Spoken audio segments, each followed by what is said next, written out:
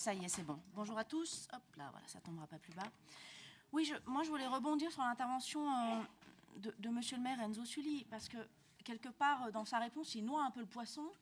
On parle de tout pendant longtemps et en même temps de rien très concrètement. Vous faites appel à votre expérience et à votre connaissance des quartiers pour porter une politique dans l'ANRU à la Villeneuve, au Villeneuve d'ailleurs.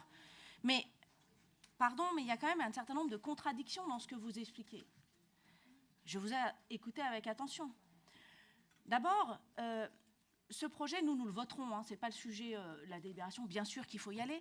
La difficulté sur Villeneuve et particulièrement à Grenoble, à la Villeneuve de Grenoble, c'est qu'on a fermé des commerces avant d'avoir de nouvelles propositions. Donc aujourd'hui, et depuis plusieurs années, on n'a plus de commerce quasiment à la Villeneuve de Grenoble. Et on ne sait pas tout à fait encore quand vont ouvrir les nouveaux commerces. Donc pendant plusieurs années, on a des habitants à Villeneuve, et notamment à l'Arlequin, qui n'ont plus de commerce de proximité. Ça, c'est un enjeu, à mon sens, fondamental. Pourquoi avoir fait fermer des commerces avant même que la nouvelle offre, qui en plus n'est pas dans les mêmes locaux et aux mêmes endroits, soit réalisée? Il y a là quand même quelque chose en termes d'offres commerciales et de responsabilité publique qui n'est pas assumée par la métropole. Et moi, je suis très critique par rapport à ça. Deuxième enjeu, vous nous perdez dans votre discours sur Grand Place, c'est le modèle des années 75. Enfin, je vous rappelle que l'extension de Grand Place est en cours. Voilà, qu'elle a été votée par vos amis de Grenoble, ici approuvée. Voilà, donc vous dénoncez un modèle commercial de Grand Place qui est en pleine extension. Donc c'est très contradictoire avec ce que vous votez par rapport à ce que vous dites, monsieur le maire. Donc, et enfin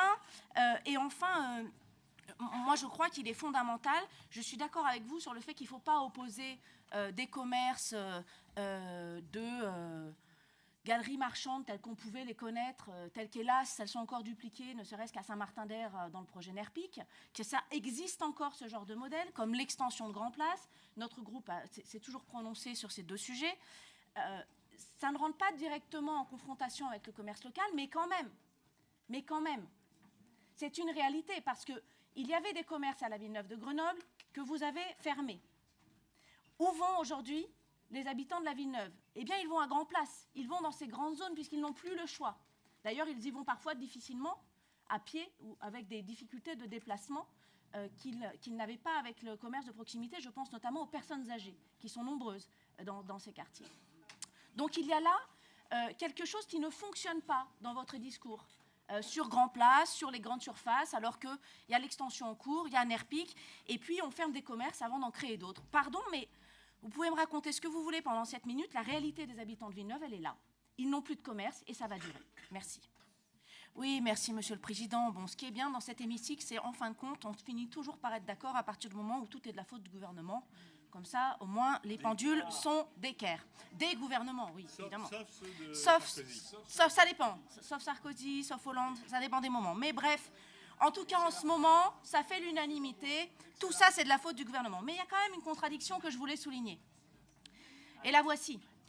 C'est que on dit que vraiment le gouvernement est en dessous de tout, que l'État n'est pas à la hauteur de ses responsabilités. J'ai entendu les uns les autres. Et en même temps, j'entends, plutôt dans les bancs de la majorité, que quand même, tout ce qu'on fait à la métropole pour les quartiers, c'est quand même formidable. Alors il faudrait savoir, parce que l'ANRU, c'est quand même un organisme d'État, financé par l'État, donc il faudrait savoir si c'est nul ce que fait l'État, ou si au contraire, finalement, par l'ANRU, qui vous donne les moyens de faire, c'est pas si mal que ça. Moi, tout ce que je vois, pour connaître Villeneuve depuis ma plus tendre enfance, c'est que c'est quand même des quartiers dans lesquels on vit très mal. Alors moi, la petite musique de dire non, mais ça va pas si mal, il se passe des choses extraordinaires, c'est quand même minuscule par rapport aux conditions de vie globales dans ces quartiers. Et il y a beaucoup d'habitants qui sont désespérés et d'y vivre et de ne pas être écoutés. Et à ce titre, moi je suis désolée, chers collègues, mais vous ne pouvez pas me faire croire qu'on n'a plus de commerce depuis 1 an et demi à cause des marchés publics. Je veux dire, il n'y a pas 1 an et demi de procédure de marché public, ça n'est pas vrai. Ensuite, vous reconnaissez vous-même sur Grand Place que c'est là, je vous cite, fast fashion.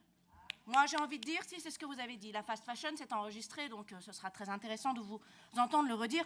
Donc, je vous félicite pour cette extension de Grand Place et la place que vous donnez au commerce de la fast fashion. Vous l'avez dit vous-même. Et enfin, un troisième point, avant ma conclusion, c'est qu'on parle de concertation, de participation habitante, mais pardon, je pense qu'on ne parle pas aux mêmes habitants à Villeneuve.